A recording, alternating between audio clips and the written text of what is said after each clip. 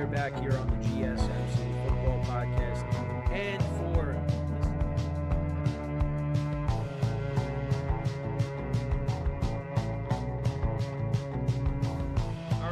we are back here on the GSMC Football Podcast. And for the final.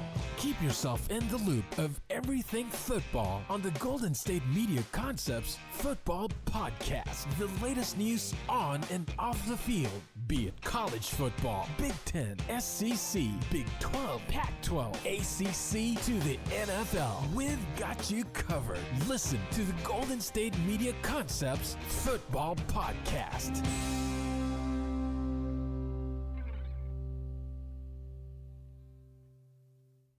And welcome everybody to another edition of the GSMC Football Podcast, brought to you by the GSMC Sports Network. As always, I'm your host, Kenneth Grunfelder, and it's great to have you guys here on this Thursday, August 8th. We have a lot to talk about on the show today. Before I get into that, just want to remind you guys, as always, to tip or donate and get your comments recognized, make sure to go to the following link. That is gsmcpodcast.net. Really helps the show, makes the show more interactive between myself, the host, and you guys, the viewers. Again, that is gsmcpodcast.net. And as always, it is displayed on the ticker at the bottom of the show segment down below. So with that being said, let's get into what we are going to discuss for today. So we're going to start off the show. We're going to preview the preseason games tonight. There's two of them. We have the Lions and the Giants, and the Panthers and the Patriots. So we'll just talk about those teams. We'll talk about the matchups.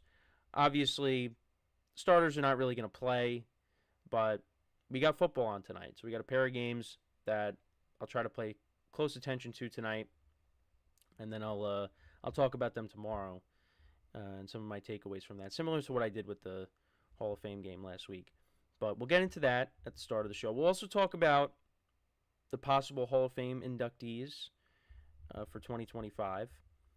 We will get into that as well. Talk about who's on the ballot, who could possibly get in, and all that good stuff. And I'll highlight at least one of the players that is controversial, but I just wanted to get into that discussion. Then in the third part of the show, we'll talk more about the Nick Sirianni, Jalen Hurts relationship, because there was more reports that came out, and he was asked about it, and Jalen Hurts, and he talked about it in a press conference. At least an article that was released. And also, he was talking with Wink Martindale, the former defensive coordinator for the Giants. So I also wanted to get into that as well. And then we get into talking about the receiver rankings. We'll talk about the NFC North.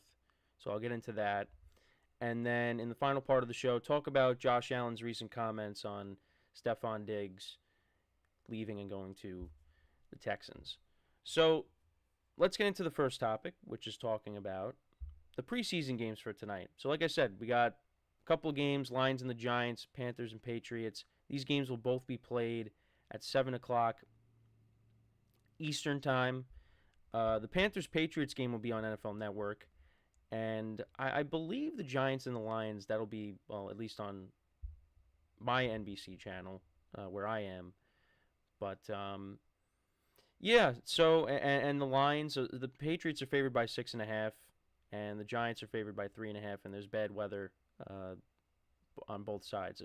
Just on the East Coast, the weather has been terrible as of late.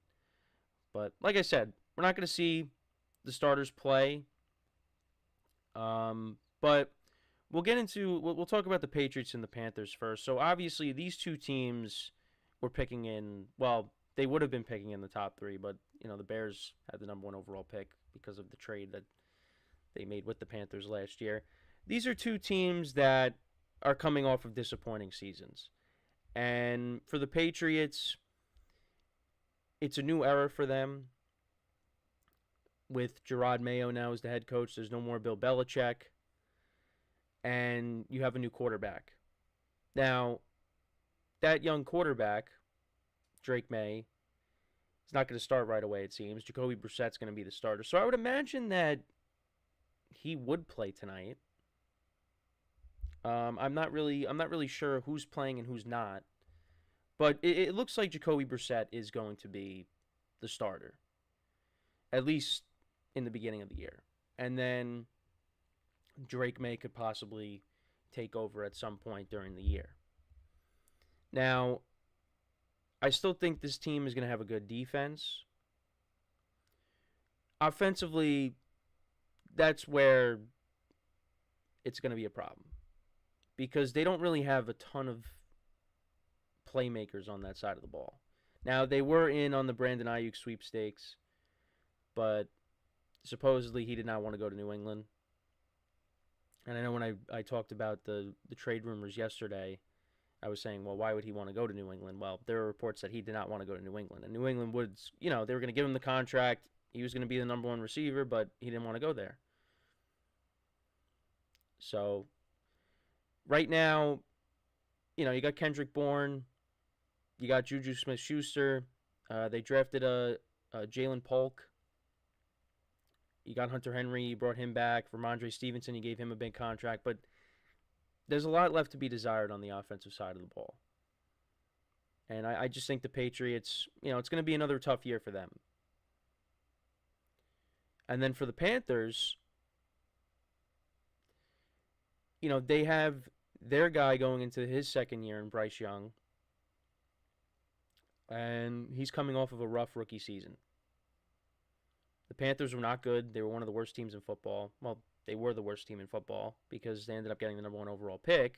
But the Bears had it because of the trade that they made, like I said before. So, right now, drafting Bryce Young doesn't look good. But they at least went out and they tried to improve this offensive line. They tried to improve the running game and the receiving core through the draft and through trades. They got Deontay Johnson, Xavier Legette, who they drafted. Jonathan Brooks, the rookie running back, is hopefully coming back towards the end of the first quarter of the season. Week 3, week 4. Because that contract they gave to Miles Sanders was not good. So he might be, who knows, he might be on his way out. Because Chuba Hubbard looks like he's going to be the lead back as of right now. And they traded Brian Burns to the Giants. They got a new head coach who did well as the offensive coordinator for Tampa last year with Baker Mayfield. So the Panthers are hoping that Bryce Young has a better year 2. Well, a better year in year 2. And yeah, I don't really know what to expect. But I do expect the Panthers to still finish with the losing record. I still don't think they're going to be very good. But this is kind of the make or break year for him, I feel. If he puts up similar numbers to last year, the Panthers are in trouble. So, but I don't believe he's playing tonight either. I know Andy Dalton is hurt, so I don't think he's playing in the preseason game. We'll see. I mean, for the Patriots, you'll probably see Joe Milton, the other young quarterback that they drafted. I think they still have Bailey Zappi as well, so you'll probably see Zappi. But like I said, I will recap the games tomorrow. But I just wanted to give a brief overview on these teams. And then on the other side, now these are two teams that I talked about recently because they've been getting into it in practice, and that's the Lions and the Giants. I look at the Lions as Super Bowl contender. The Giants, I like what I'm hearing and I'm seeing. I like the fight that they're showing in practice. Daniel Jones getting into the brawls, even though he just pushed somebody, but still, he was getting into it. Malik Neighbors looks like he's going to be a great player, and I'm excited about the defense. I've said that all along. I'm excited about what this front seven can do, and if they can get after the quarterback, because this could be one of the best pass rushes the Giants have had in years. And the offense, it really all comes down to the offensive line and the quarterback play. That's really what it comes down to. Can Daniel Jones be more of the Daniel Jones from 2022 and put up even better numbers? Now, you guys know me. I'm still of the mindset that Daniel Jones is not the guy, and they got to go in a different direction. But that does not mean that I don't want him to do well and prove me wrong. I hope he does prove me wrong. And it seems like the Giants are airing it out a lot in practice. We're going to see big plays down the field, which we really have not seen in the Daniel Jones era. It's not that common. We've seen we've seen big plays at times, but we want to see more of it. And if we see that and it's successful, the Giants are going to win some games this year, combined with their defense. So, I mean, I don't know if Daniel Jones is playing tonight. I think we'll see. Well, I mean, I'm almost certain we're going to see Tommy DeVito. Probably see Drew Lock. So we'll see how they look. Preseason, it's just, for a lot of guys, it's just trying to make an impression and try to make the team. So, I mean, we'll see the starters probably for the dress rehearsal. Maybe we'll see Isaiah Hodgins out there. I'm just trying to think of guys. We'll see some of the young running back that they drafted, who supposedly is turning heads. Tyrone Tracy, I believe, out of Purdue. But yeah, the Giants. I think they will be competitive. I think they'll be competitive, but only time will tell. And then for the Lions, look, I expect them to be a 12-win team. They got a lot of their players locked up long term. Penei Sewell, Amon-Ra St. Brown, Jared Goff. They were busy this offseason doing that. And, we'll talk about them a little later with the receivers. But who's going to be that number 2 guy that steps up? And it looks like Jameson Williams is having a good camp, I think, from what I was hearing. So if he can emerge and be that number 2 receiver to Amon-Ra St. Brown, they're in good shape. Because, you got Sam Laporta, who was good last year. Khalif Raymond makes plays for them here or there, but, he's, a number 3, number 4 receiver. And then you got the 2 running backs with Gibbs and Montgomery. I mean, they're loaded.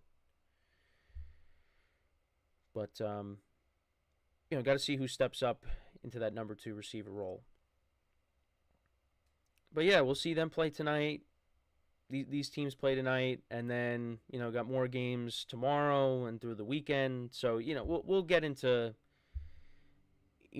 more of that tomorrow as well. But, yeah, this is the, first week of a full slate.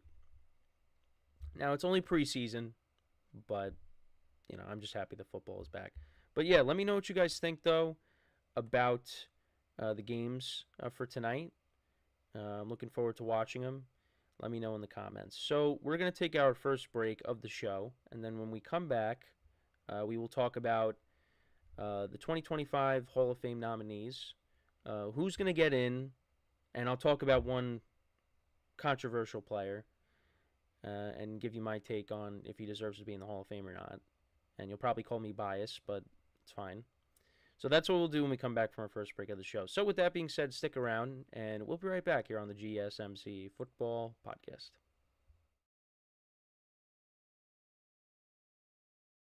I feel like I'm losing my mind. Is everybody in the world blind? Please, Lord, give me a sign, a sign. I feel like I'm losing my mind. Is everybody in the world blind? Please, Lord, give me a sign, a sign.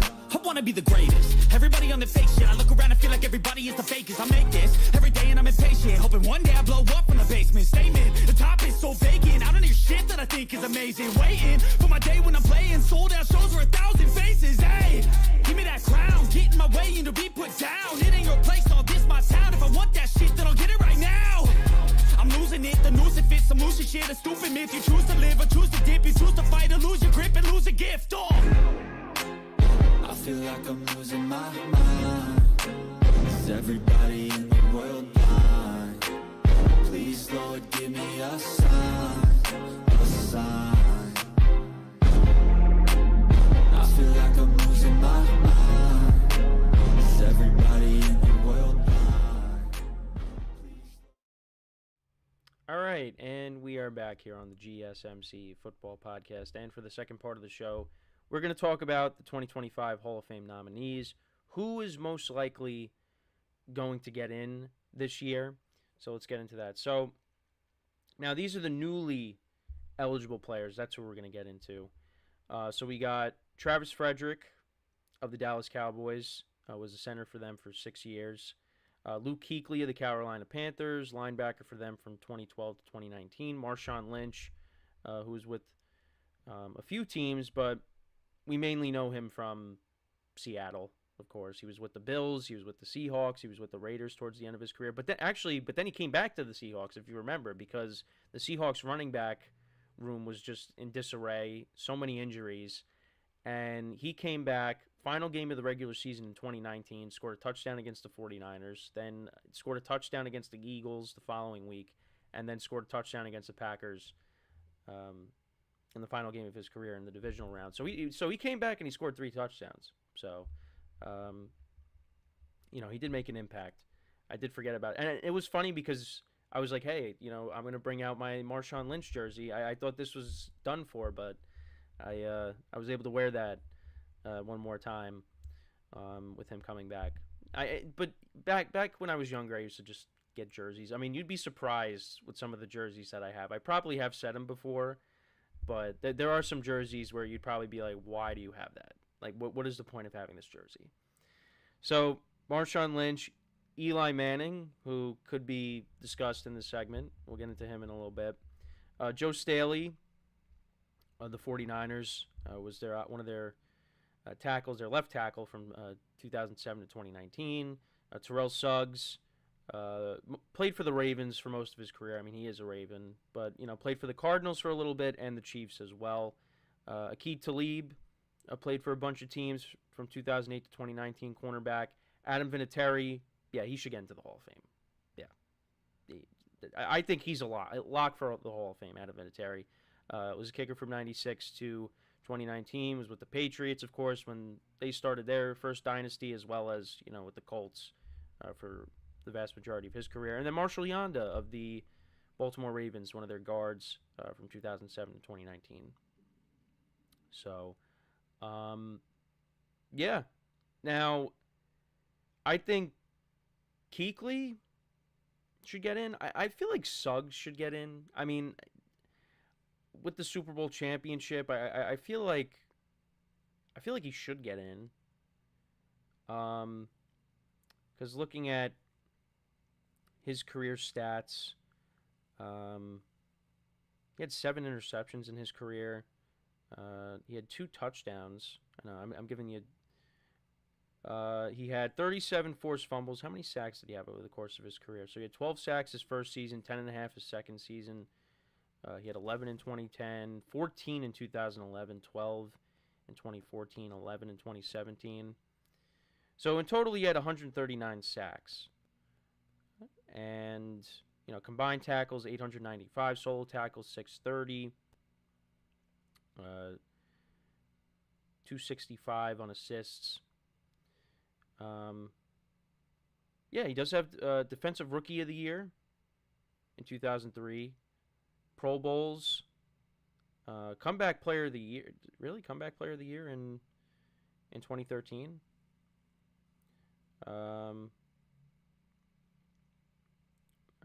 Yeah. Oh, wait, actually, no. Comeback Player of the Year was Phillip Rivers. But, no, he finished 10th in that. He got 2 votes for that. But he was in the running for it. But, yeah, he's got a handful of Pro Bowls. And in 2011, yeah, he was Defensive Player of the Year. 14 sacks, 2 interceptions that year. Played in all 16 games. Yeah, so 7-time Pro Bowler, 1-time All-Pro, 2-time Super Bowl champ. So it was, back when the Ravens won it, I believe, against the Giants. So I feel like he should get in. I think Vinatieri's definitely a lock. I'd like to see Marshawn Lynch get in. Kuechly, I'd like to see him get in as well. But like I said, the main person that I do want to talk about, the main player that I want to talk about is Eli Manning. Because and anytime you talk about him in the Hall of Fame, it stirs up controversy. Because on one hand, he's got 2 Super Bowls. But on the other hand, you talk about, well, look at all the interceptions he had in his career, and the years that they didn't go to the Super Bowl. The Giants were never very good. When Eli Manning retired, he was top 10 in every passing category. Yards, touchdowns, all that. And I get it. Because outside of the 2 Super Bowl rings, the Giants were not very good at times. Well, for most of the time. Now, there was that one year in 2008 where they looked like they were going to win again. And then everything that happened, the situation with Plexico Burress happens. And they had the 1 seed, but they lost to the Eagles in the playoffs. But yeah, I mean, you had 2016, they made the playoffs, but, they lost to the Packers. I know I brought that up recently. So yeah, and Eli Manning, his regular season record is exactly 500. I think it's 115 and 115. But, if you had the postseason numbers, he's got a winning record. So I like to include that. But I think Eli Manning is a Hall of Famer. I mean, I think he should get in this year. Because I know from some of the videos that I've watched recently, the class isn't that these nominees aren't that spectacular. Now, Vinatieri should get in. That's the one that I don't think anybody's complaining about. Adam Vinatieri should get in. But yeah, you need other people to get in, and I think Eli should get in this year. I think Eli should get in. But yeah, it's because of the 2 Super Bowls. If he didn't have those, yeah, then we're not having this conversation. But the Super Bowls really do hold weight.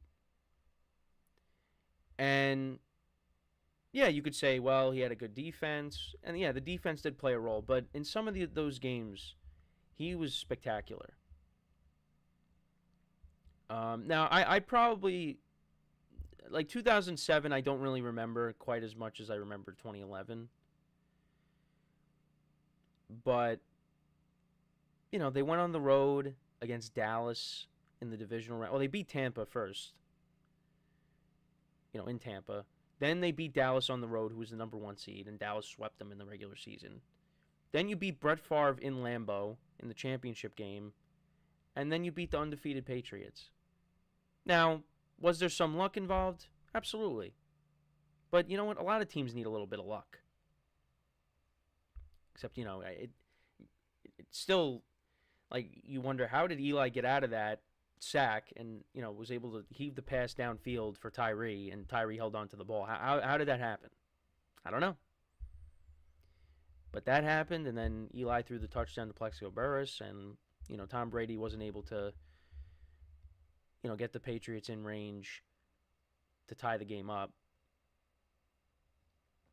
But, and it still haunts him. He would trade in any of his Super Bowl rings to win that one. Because, they would be looked at as the greatest team of all time. And they still are one of the greatest teams of all time, even with that loss, but still. And then Eli did it again to him. We talk about all the winning that the Patriots have done. Eli Manning is the only quarterback to beat Tom Brady in a Super Bowl twice. Nick Foles did it, but Eli did it twice. Because he did it again in 2011. They beat the Falcons. The Falcons only put up 2 points. 2 points. They could have shut them out. Then you went up against the 15-1 Packers. They beat them. Eli played great in that game.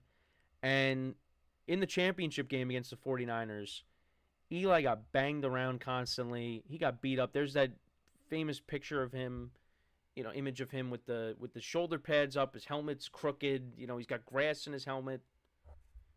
I got that saved to my camera roll somewhere. But he got beat up. But you know what? He kept throwing. He kept getting up. He kept throwing. And, again, that game was filled with some luck because you had the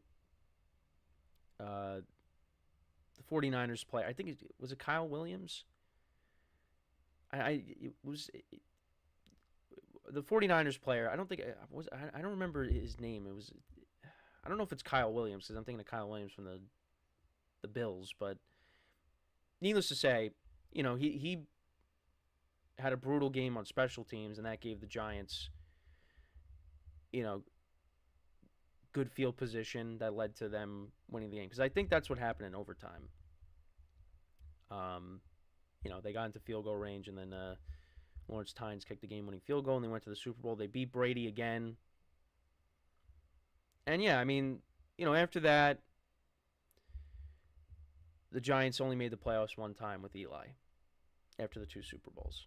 It was downhill after that because Tom Coughlin left. A lot of the guys from the Super Bowl years were all gone, getting older. O.C. Umenyiora, Justin Tuck, Victor Cruz got hurt, and his career got derailed because of it. Hakeem Nicks, Ahmad Bradshaw, all these guys left, and retired. Were retired. And it just, the team changed. Tom Coughlin left. They let him go because it was time to make a change. And then, you had to go through all these different head coaches. And, Dave Gettleman tried to, put together a team that, get them to the playoffs, and it just was not the case. Because, taking Saquon Barkley with the number 2 overall pick, although you like the pick, but you like the player, it's just the Giants were not in a position to, get to a Super Bowl with that team. The Giants failed Eli Manning. They did. And I think if the front office did the right thing and they gave him an offensive line and, they gave him better weapons, his career probably would have went longer. And there would have been more success. But the Giants didn't do right by him. And I do stand by that. And you could say, look, I'm a Giant fan and I'm saying that, but I think it's true. But I do get it, because there were some times where Eli would throw an interception. You're like, what are you doing? I go back to the opener against Dallas in 2013. I was all hyped. I was, I'm like, let's go. This is the, beginning of the year. First play, Eli, play action, throws a screen pass that gets intercepted on the first play to DeMarcus Ware. And that has stuck with me for years. And I'm like, what was that? But having said that, Eli gave us some great years. And whether you like him or not, I think he's a Hall of Famer. The 2 Super Bowl rings, they carry him in this discussion, but not many quarterbacks have 2 Super Bowl MVPs. And the throw to Manningham in the second Super Bowl in Super Bowl 46 is one of the greatest throws of all time. Like, the Tyree throw was luck. That was just pure precision, accuracy by Eli. So, let me know what you guys think, though. Do you think Eli's a Hall of Famer? You think he's going to get in right away? I think he should. But yeah, let me know in the comments. So before we go to break, just want to remind you guys once again to tip or donate and get your comments recognized. Make sure to go to the following link. That is GSMCpodcast.net. Really helps the show, makes the show more interactive between myself, the host, and you guys, the viewers. Again, that is GSMCpodcast.net. And as always, it is displayed on the ticker at the bottom of the show segment down below. So when we come back from our second break of the show, we will talk more about the relationship between Jalen Hurts and Nick Sirianni. Some other reports that came out. I'm talking to Wink Martindale. He also, Jalen Hurts had some comments on, an article that was released about the relationship. So I just wanted to get into all of that when we come back from our next break. So with that being said, stick around, and we'll be right back here on the GSMC Football Podcast.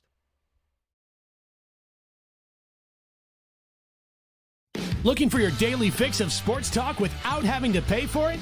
GSMC Sports Network is available on YouTube.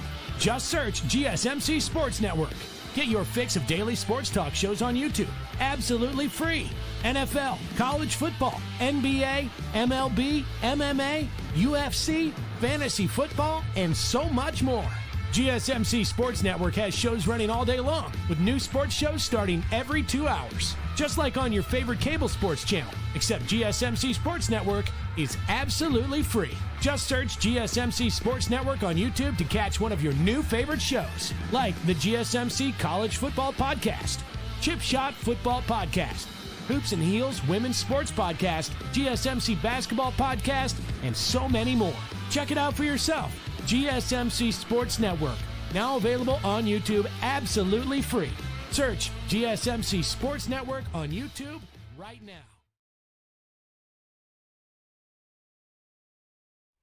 All right, and we are back here on the GSMC Football Podcast. And for the third part of the show, we are going to talk more about the relationship between Jalen Hurts and Nick Sirianni, because I know I talked about it on previous shows, but there was more stuff that came out that I just wanted to touch upon. So Tim McManus and Jeremy Fowler from ESPN, there was an article that came out. They described the relationship as fractured and unhealthy. Hurts' lack of full respect for Sirianni's offensive strategies. Hurts desired more autonomy over the offense in 2023. But, that ended up not being the case. And, because they had Brian Johnson come in and, be the offensive coordinator. But, yeah, it's just, again, I point to that situation they had in the Super Bowl where, you had Sirianni, calling the Chiefs back and Hurts knocked his hand down. I mean, players shouldn't be disciplining the coach. But, yeah, Hurts was hoping for more of because when they lost their coordinators, Hurts was, Steichen and Gannon, they were hoping, Hurts was hoping for, let me run the offense. Now, obviously, you need an offensive coordinator, but, Sirianni was, I guess, kind of stubborn, and, he just still wanted to do things his way because, Nick Sirianni steps in and the Eagles, were a playoff team in 2021, 2022, they made it to the Super Bowl. So, he's thought, well, if it ain't, in the article it said, if it ain't broke, don't fix it, I believe. So, that kind of rubbed Hurts the wrong way. And now Kellen Moore was brought in to bridge the gap between Hurts and Sirianni to kind of bring that relationship back to a better place. But Jalen Hurts last year, had a down year. Interceptions were up. Now, he still had 15 rushing touchdowns, 23 passing touchdowns, which is more than what he had in 2022. But still, he had 22 touchdowns to 6 interceptions. But, yeah, turnovers went up. And, yeah, they are looking to kind of go back to, how they were in 2022 and when they were 10-1, just minus the turnovers. Now, Hurts commented on the article that came out, and he said, I'm curious to see where this is coming from randomly. He said, who wrote it? And Tim McManus, stood up and owned up to it. And Hurts asked, why is it relevant? And McManus said, to give proper context to last season so we have a better understanding of where we are now. Now, this is courtesy of Sports Illustrated. And this is what Hurts said. He said, I think there are certain things, and I appreciate what you guys do and everything you bring. The attention, sometimes I understand, but I think sometimes people are only able to know what they understand. Sometimes people don't know what they don't know. But in that regard, I think wherever you are, you have reports and you have other things than you have reality. We're in reality right now. He also said you have different people doing different things, but there are different responsibilities. But ultimately, we're just attacking it day by day. And this thing is putting its best foot forward in effort and intensity. It's really been a team of being together. That's been my whole entire message, this entire training camp, and this offseason. It's been a journey so far, and I think my natural nature is to block out the external factors because I think there comes to a point where sometimes you question so much and negativity becomes redundant. This team is one of those teams that's going to do that, especially with the things that we've been able to experience. It was a developing time. It was a time of development for us, and that's something we learned from. But yeah, I mean, you don't really know. I mean, from some of the things that he said, you don't really know what's going on behind closed doors. Like, we don't really know what exactly their relationship is like because we're not with them. But, I mean, there's certain things you could tell. Like I said, what happened in the Super Bowl against the Chiefs. And Nick Sirianni, his behavior, and the reports that came out when he just was, losing control on the sidelines. you could kind of see that there's an issue. And Hurts is kind of a quiet guy. So, yeah, those personalities don't really mesh well, from what it seems. And now I wanted to get into him talking to Wink Martindale. So towards the end of the 2023 season, the Eagles lost 5 of their last 6 games. Jalen Hurts supposedly called former Giants defensive coordinator Wink Martindale for advice before the playoffs. Hurts aimed to understand how the Giants game planned against them and to identify the holes in the Eagles' pass protection. Now Martindale is with Michigan. He found Hurts' call unprecedented and admirable, highlighting Hurts' professionalism and commitment to improvement.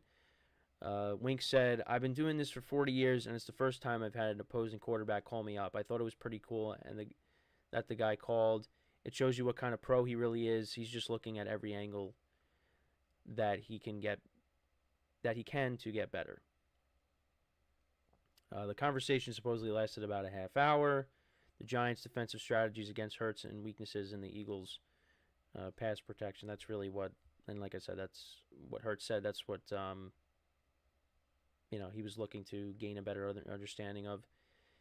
It was effective, and he knew it, and he just wanted to know why we did certain things that we did. Then he went to work on that. Now, that obviously didn't really mount to anything, because then the Eagles ended up losing to the Buccaneers in the playoffs. But it is interesting that he called up Wink Martindale. But yeah, the Eagles were just a mess last year. And, depending on how this season goes, like if this season goes off the rails again, which I don't think it will, but if it does, Nick Sirianni's going to be out. Because ultimately they're going to choose their quarterback over their head coach. And, Jalen Hurts has gotten some criticism, especially after the down year that he had turning the ball over. Some people talk about, what he's been surrounded by. They had a great offensive line, a great running game. You got A.J. Brown, Devontae Smith. They say, well, Jalen Hurts really isn't that good if you take away some of those things. So he's got to go out there and prove people wrong. But I just think the Eagles got too much talent on this team that I just think it's going to fall off. Now, they had a lot of talent on the team last year. But you did lose Jason Kelce. You did lose Fletcher Cox. But they made a lot of moves to try to improve this team and get this team back to how it was a couple years ago on defense. And then, of course, you bring in Saquon Barkley. It really is hard for me to see this team not do well, especially with the division that they play in. Because right now, I think, they're ahead of Washington. They're ahead of the Giants. Dallas is their competition. And once you get past that and you look at the landscape of the NFC, yeah, look, they beat the 49ers in the NFC Championship game. I know without Brock Purdy, but still they did that. And that's kind of when everything went sideways, is when the 49ers went into Philly and destroyed them with Brock Purdy and a healthy team. I think the 49ers really took their soul because you had the incident with Big Dom and him getting, put upstairs. It just, everything fell apart after the 49ers game. That was the turning point of the season right there. And they also did lose to the Jets early on in the season too. But, you got the 49ers, the Lions I talked about. The Packers I think will be a formidable team. You got Dallas, and then Philly's right there. Philly right now is, top 3 or 4 in the NFC. Well, if one of the NFC North teams is going to win the division, one of them is going to be in the wild card. But we'll see how they play. The Packers and the Eagles play against each other. When they play the first Friday on opening weekend. Or Friday on opening weekend, the first, Friday game of the season. But, it just, this year, it could be make or break for Sirianni. And It's crazy to say that because the Eagles have made the playoffs and made it to the Super Bowl in all the years he's been the coach. So you would think, why is he on the hot seat? Well, they got this kind of relationship, the head coach and the quarterback. The head coach is going to be gone. They're going to choose the quarterback. So, and it should be a collaborative effort because, if you're just going ahead and just bringing in whoever to run the offense and, not really giving your quarterback any input, yeah, that's going to rub them the wrong way. Now, you got the head coach, you got the quarterback. You don't want the quarterback running the team because, there's quarterbacks out there that many people would look at as running the team. But you know what? The quarterback operates the offense. Tom Brady and Peyton Manning, yeah, they had their offensive coordinators, but who ran the offense? They did. But you want it to be a collaborative effort. Like I said, you don't want to just, the quarterback's got to be the yes man and doesn't really have any input. I think they should have some input. But, yeah, and Brian Johnson ended up not being good. So now they're bringing in Kellen Moore, and they brought in Vic Fangio on the defensive side of the ball. So we'll see now with these new coordinators how that all plays out. But that's really all I have to say on it. Let me know what you guys think though about the Sirianni-Hurts relationship. How do you see the Eagles doing in 2024? Are we going to see more of the same with the collapse, or are the Eagles going to get back to, how they were when they were 10-1 and the previous year? Which I would lean towards that. But let me know what you guys think though. So we are going to take our next break, and then when we come back, we will rank the receivers in the NFC North. So stick around, and we'll be right back here on the GSMC Football Podcast.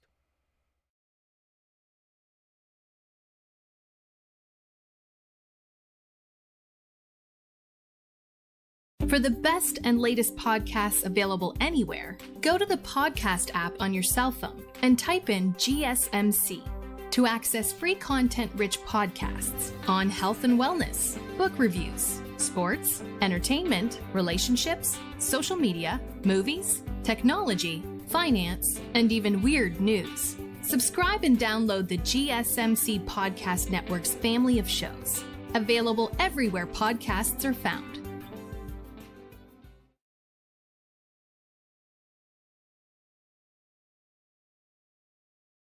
All right, and we are back here on the GSMC Football Podcast. And for the fourth part of the show, we are going to rank the receivers in the NFC North.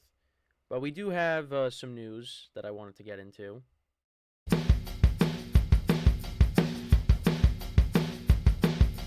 I just love to use that. So Nick Foles is actually retiring. I know I brought him up before, but he is retiring. I just looked in during the break. I was looking at the group chat. My sports group chat with my friends, and he's retiring from the NFL after 11 seasons. And of course, I brought up him beating Tom Brady in the Super Bowl back in 2017, the 2017-2018 season. But yeah, he's retiring. Came in to the league and started out with the Eagles. Then he was with the Rams. I mean, he bounced around a little bit. He was with the Chiefs. He was with the he was with the Colts, the Bears. Well, after the second stint with the Eagles, but still, yeah, he bounced around to a bunch of teams. Came back to the Eagles, of course, filled in for Carson Wentz when Carson Wentz tore his ACL, and the Eagles won the Super Bowl with him. And he goes down. He's going down as a hero in Philadelphia. With bringing home the Eagles' first Super Bowl championship. But, yeah, so he's retiring. He also did throw 7 touchdown passes in a game. And it was the same year that Peyton Manning threw 7 touchdown passes as well. It was 2013. And when it came to my spread pool, I'm pretty sure I lost both of those games. Well, I definitely lost the Peyton Manning one because I took the Ravens with the points that game. I'm pretty sure I did take the Raiders because he was playing the Raiders.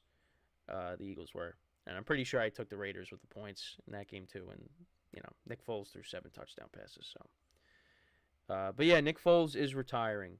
So now let's transition back into this. So now I'm going to rank the receiver groups for the teams in the NFC North. Now, you might be surprised with how I did the rankings because I actually had the Lions at 4.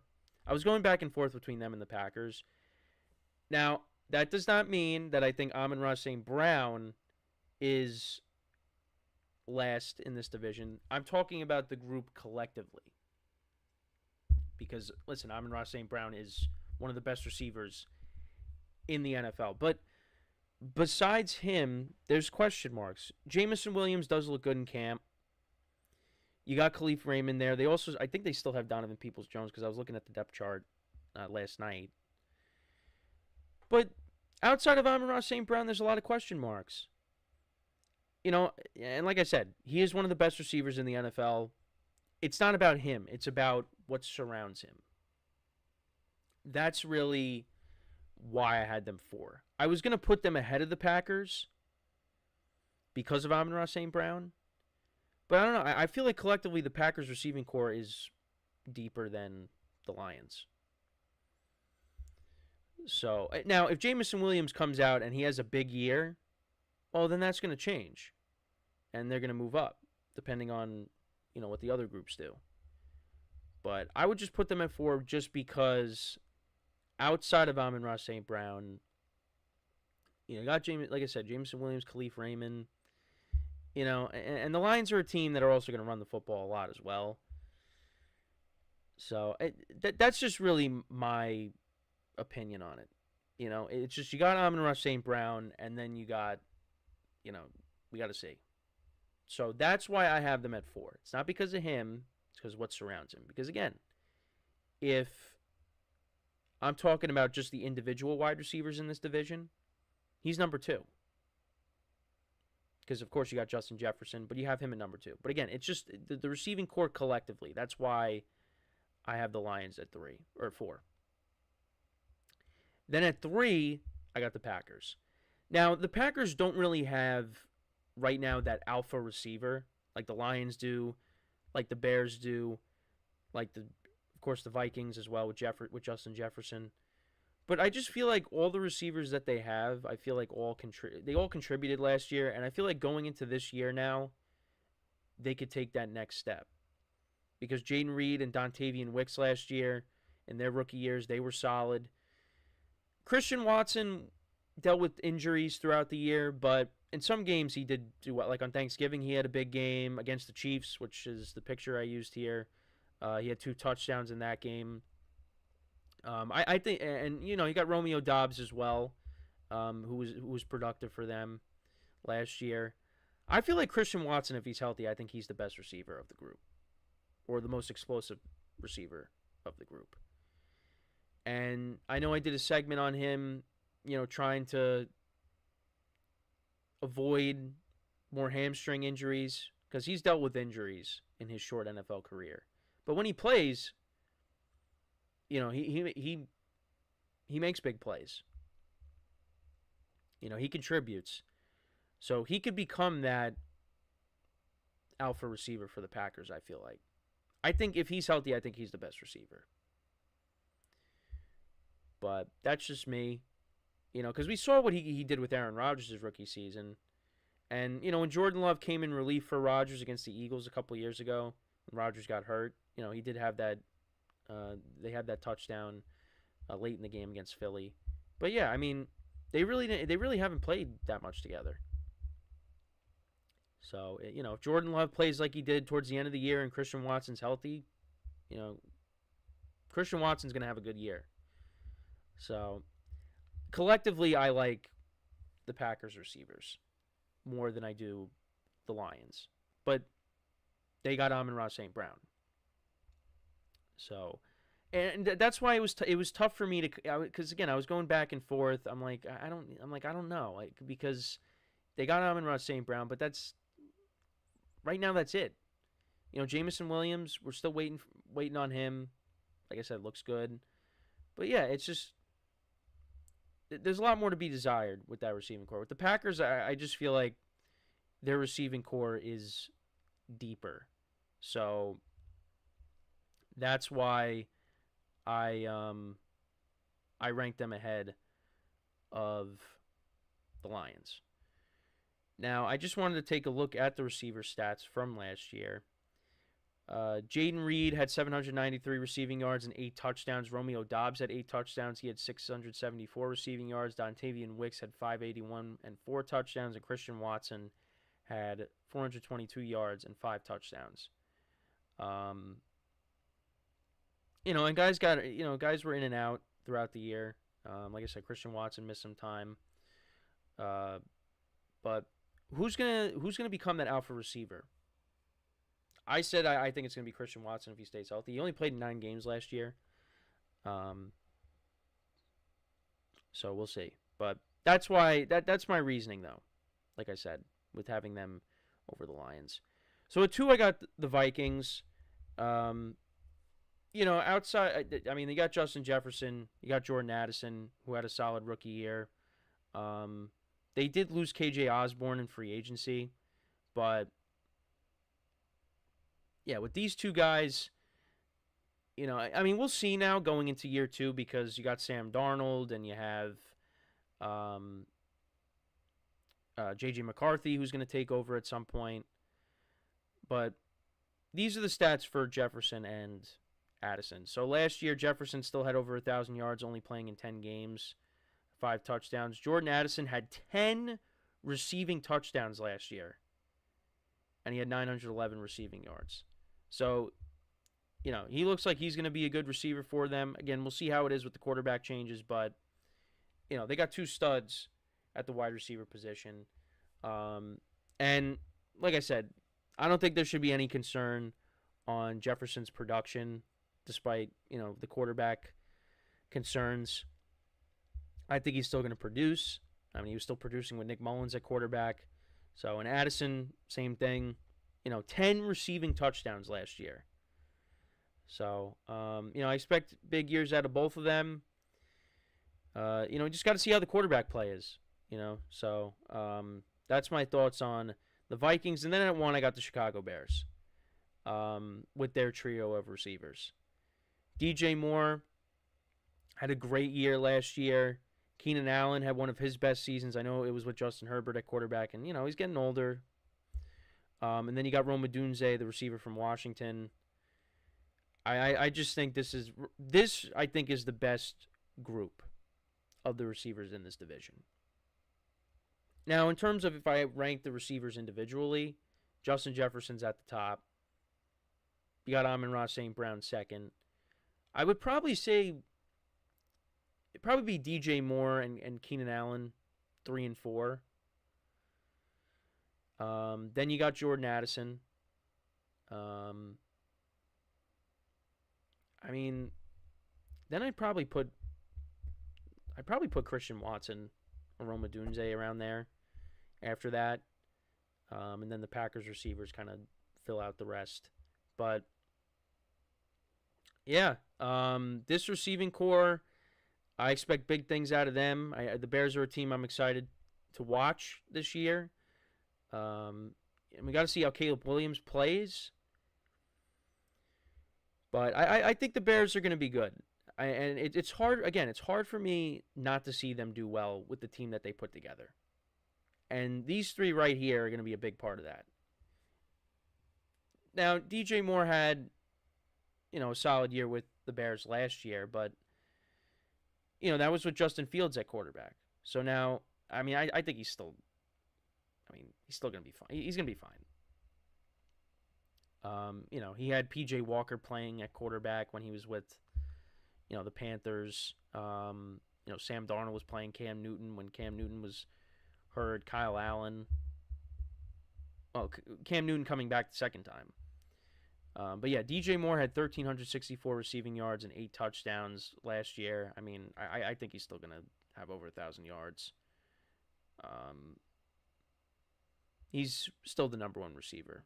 I think we can all agree on that.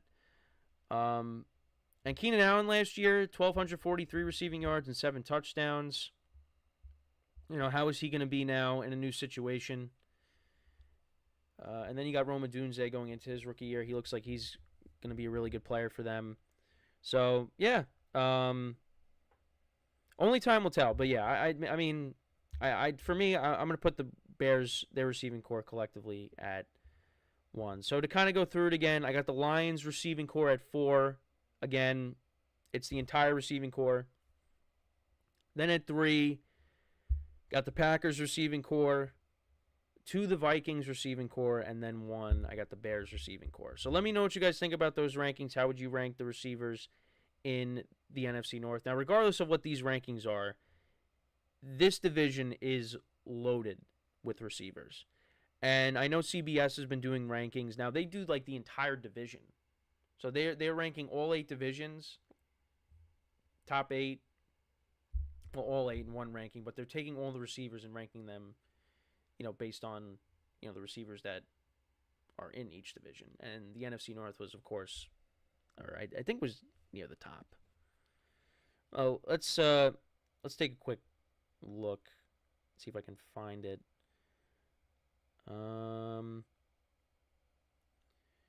Because they did it recently. I don't know if I'm going to be able to find it. Oh, yeah, here we go. Yeah, they were at number 1. Yeah, they were at number 1. They ranked the NFC North at 1 with the receivers. So, but yeah, let me know what you guys think, though, about the rankings. How would you rank the groups within the receiver core, or the receiver groups within this division? Let me know in the comments. So, we are going to take our final break of the show now. And when we come back, we will talk about Josh Allen, more comments he made on Stefon Diggs leaving and going to Houston. So that is what we will do when we come back from our final break of the show. So with that being said, stick around, and we'll be right back here on the GSMC Football Podcast.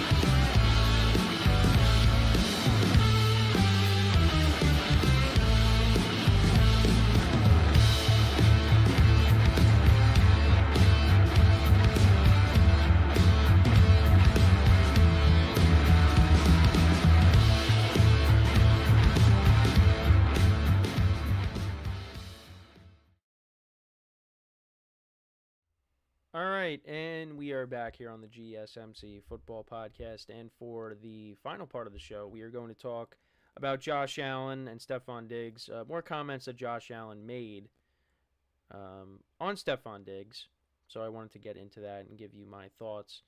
So, in a press conference recently, he was asked about, missing Stefon Diggs, and he did have some interesting comments. He did say Steph's a great player and what he brought to this team was special, but was also asked if he missed him, and he said, "Miss, I don't know if I'd say miss. He was a guy that was reliable, you can look to. He's going to have the juice every day. I'm sure he's bringing it every day in Houston, so definitely you can't say you don't miss that." He also said, "But I'm very happy with what we have going on here and how hard the guys have been working." I just thought it was interesting because you would think with everything they've been through together, all the playoff appearances and all the battles over the years, that you would have thought Josh Allen would have said, "Yeah, I of course I miss him. He was a brother, something along the lines of that." But we didn't really get that. He kind of was just like, "Yeah, you miss." I mean, he didn't say he doesn't miss him. But he wasn't like, saying he wasn't chomping at the bit to say, "Oh, yeah, absolutely, I miss him." So you could interpret it many different ways, which is what many people are going to do.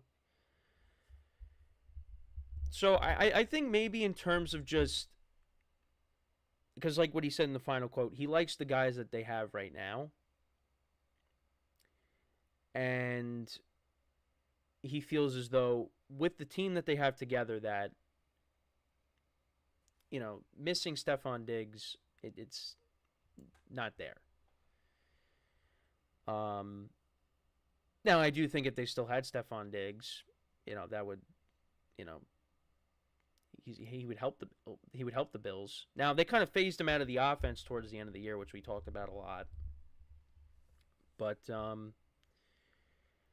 I think Josh Allen, yeah, he does. I think he does miss Diggs, but it's just it got to a certain point where the relationship was not the best because they had their discrepancies. I mean, there was that article that came out, with Josh Allen and Diggs, Allen yelling at Diggs saying it's one game after they lost to the Jets in the opener.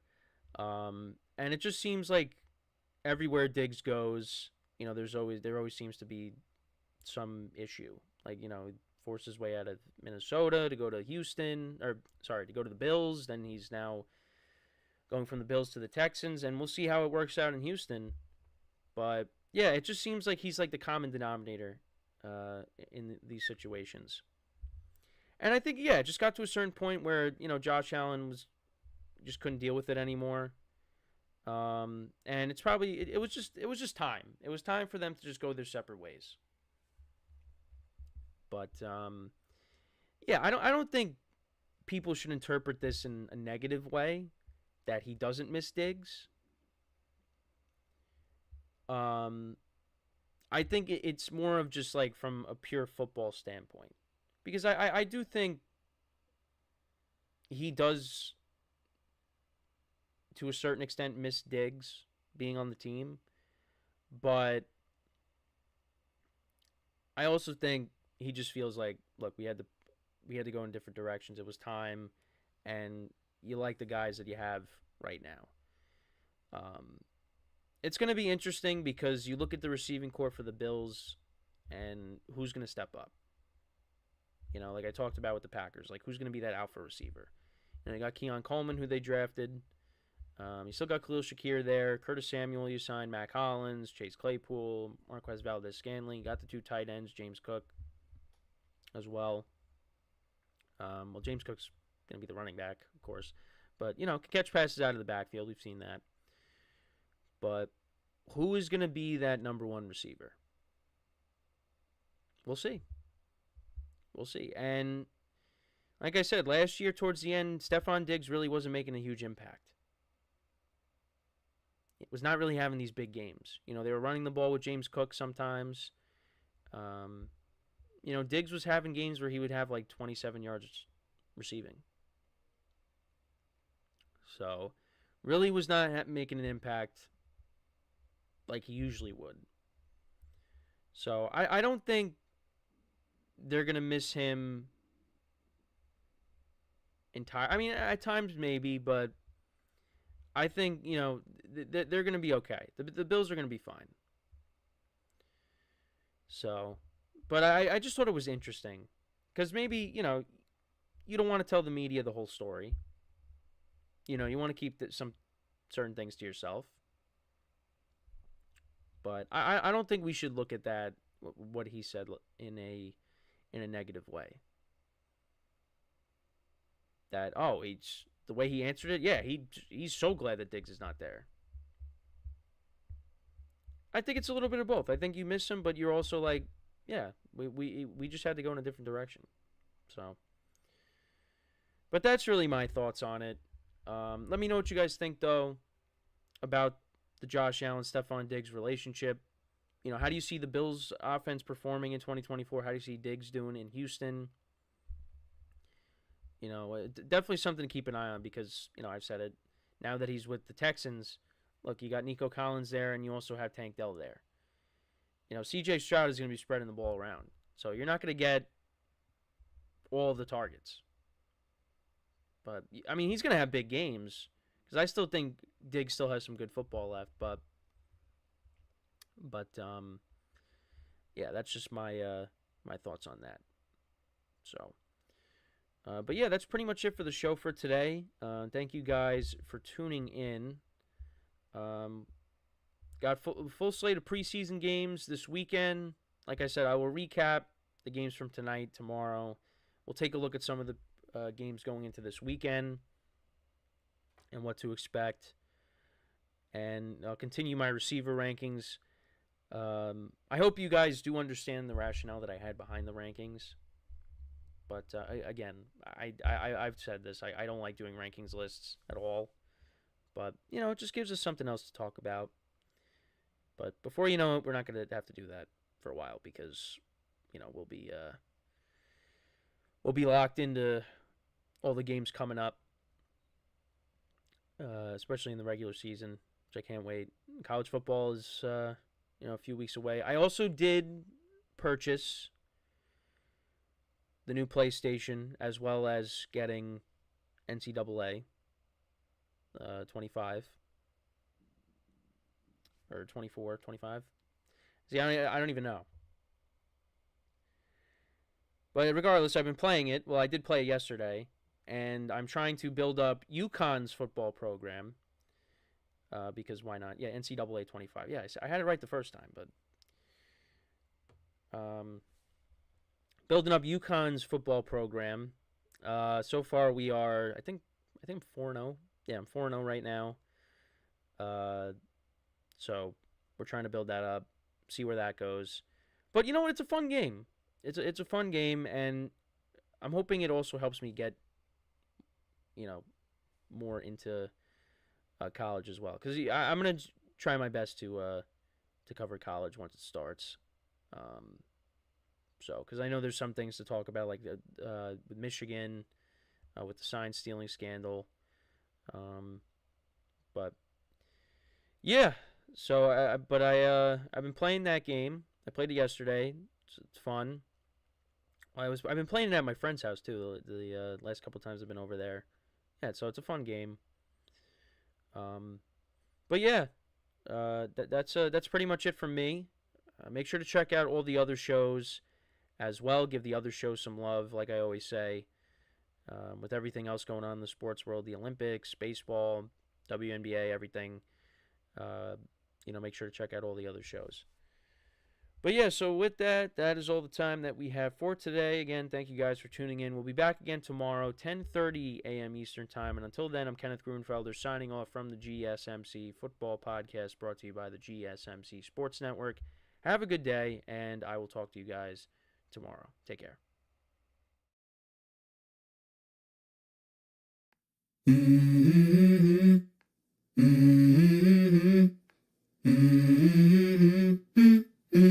Let's go.